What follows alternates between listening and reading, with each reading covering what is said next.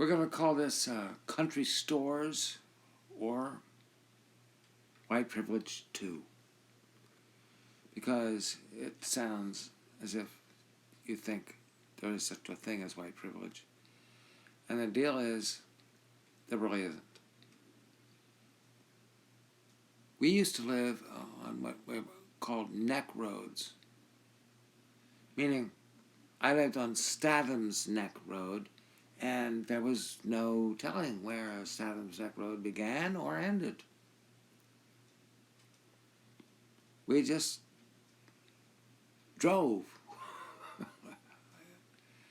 And the thing is, there comes a time on a Friday or a Saturday or a Sunday when you need something.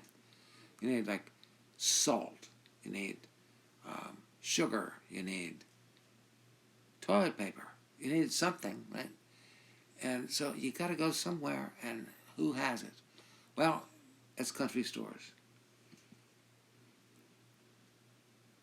So I'm going to tell you about country stores, because there were within driving distance, 4 or 5 of them. And there are going to be pauses in here, because there are pauses when you have to figure out which one you're going to go and find. So the closest one to us was Happy's, which was a mile away. And I'm actually attaching a painting, a real painting, of a place across the street from Happy's. Can you imagine that? Do you have a painting of the place where you go to get something when you want it? So we have a painting here, and I'm going to put it. Then see, there was Happy's, and he had his stuff, which was just barely enough to get you by on a Friday or a Saturday. Then there was a place called Hewitt's, which was 3 miles away. Well, see, now Hewitt's was the place where everything happened. He was the center of the universe, because he was the place where all the Puerto Ricans came.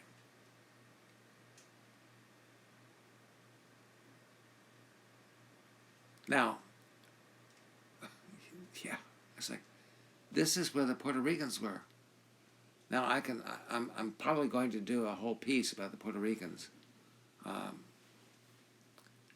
But Harold Hewitt was the guy who sold them the snowballs, the crappy stuff that they had to eat all the time. And Harold Hewitt was the guy who had everything you actually needed. Everything, the bread and the cheese and the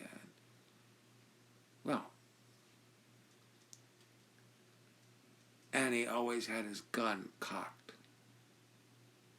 gun. You could go in and ask Harold, "Hey, I need a single barrel, a thingamajig," and he was like, "Yeah, I got it. I'm gonna be back." And he was. And Harold actually talked, rat-a-tat, like a gun. And that was Mrs. Hewitt, who had a little thing on her chest.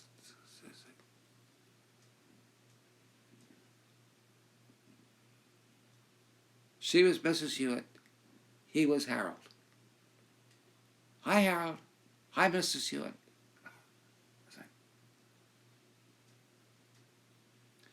So what are you going to do?